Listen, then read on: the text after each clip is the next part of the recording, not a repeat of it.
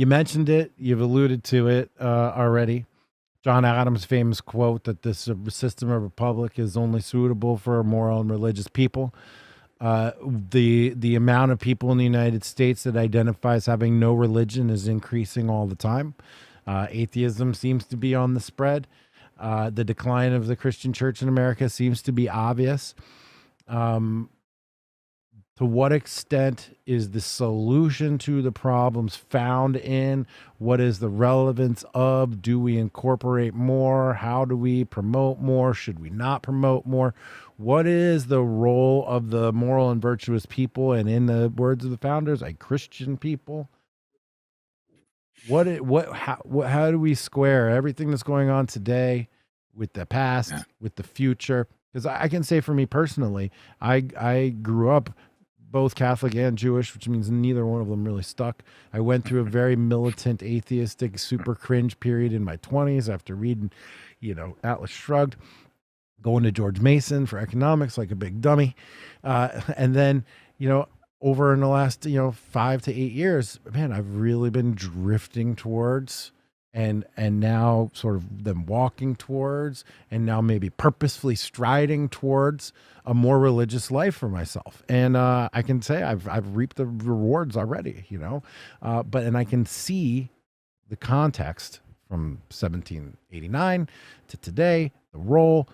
What do you think? Where does this all fit into the puzzle for the future? Do we promote it? Do we not promote it? What, like, the easy question? Yeah, you're right. I think this is really important. I think we've all been kind of lied to on this. So, look, let's start at the beginning. Let's start at the end. The end game is oh well, this is going to be a secular world, and that's just where things are going, and religion is dying, and Christianity in particular is dying, and yada yada. I think that all of that is a kind of hilarious overkill. And this is what I would say is you're not going to eradicate religion. We live in a slipstream where people were even able to think these kinds of things about, some kind of secularism being mainstream. That's never been the case, never will be the case, never really even was the case here. You actually look at the scientists and so forth, and they're believing all kinds of things about spiritual, whatever realities, even in the last century.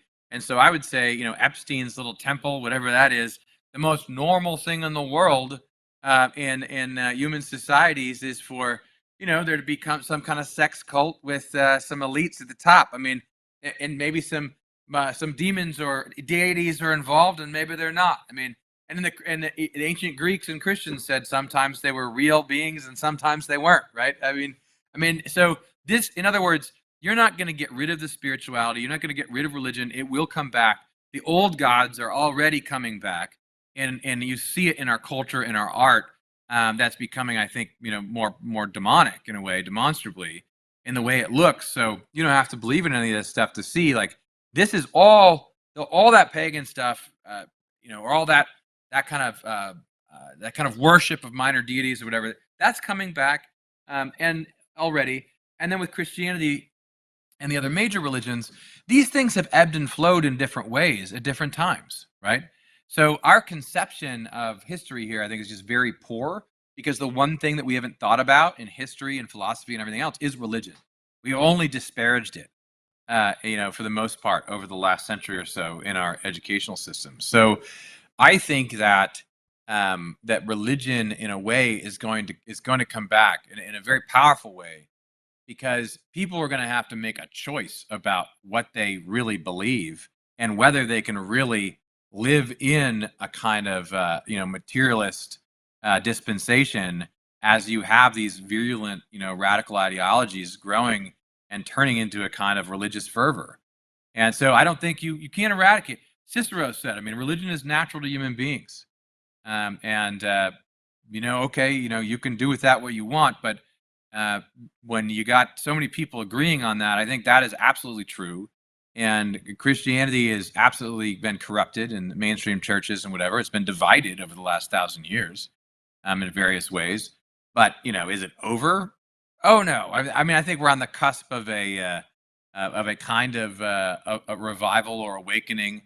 I'm not sure, to what extent America will play a role in that. I'm not sure like how it all works, but it's just it's not going away, man. And you can't you can't do what we've done and not face the consequences. And we're talking about one generation, like acting like we know that you can go without religion because we have like one generation of experience as religion has ebbed and flowed in American history. No, I see people much more spiritually serious and asking these questions and talking about them in a more intellectual way who are younger than I see among entire like garbage trucks full of boomer culture from the last 30-40 years. Oh, the boomers. I appreciate that answer, Matt. And, I feel it out there as well. More people asking questions. And, for me, I've come to the position to ask the question by going down the offered path of the left. Yeah. Where I was hedonistic. I did pursue totally pleasures of the flesh. I did think that material gains would fill the hole in my heart, but it didn't. And like, I know by practice, and let me tell you, I did not half-ass it. Okay. Like I went all the way in. And I did all the things. And you know what? It all left me very wanting. And to see that the path out of that is into maybe perhaps a universal truth, or at least something that has unending forgiveness and kindness and compassion and love, man, that's like a way better place to be than like chasing, the next high, the next tail, the next whatever. All those things invariably led to an empty feeling. So when I say that I partook to get to the point to where I can authentically ask the question, because man, I need it, like I can feel it. And I think to the extent that people take what's offered by the left and swallow it and go through it and do it, and then come out and then still be like, wait, what? I'm not so sure that this was the right thing. No, I mean, I agree. And it has to be authentic. Like you have to be asking real questions, like what makes you happy? What makes you happy? You're listening to this. Why are you unhappy? What is the purpose of your life?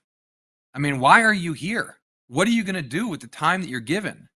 And I think that a lot of people, they've just been lied to about that and sold a bill of goods that ultimately enslaves them. And it's not about like ethics, is not about like morality, the 10 Commandments. It's not about a set of rules like trying to, enslave you. It's the opposite. And if it doesn't work, then, if it is enslaving you, then screw that, right? If there's a tyrannical God who's trying to, give his rules to control you. Okay, well, yeah, that is awful. I wouldn't want that. But what I would say is, I think people are waking up to the fact, what if there is a purpose to my life that's much higher than anyone's ever told me? What if I'm not just a sack of meat? And I know it, people know it in their souls. Like there's something else out there. I'm not satisfied.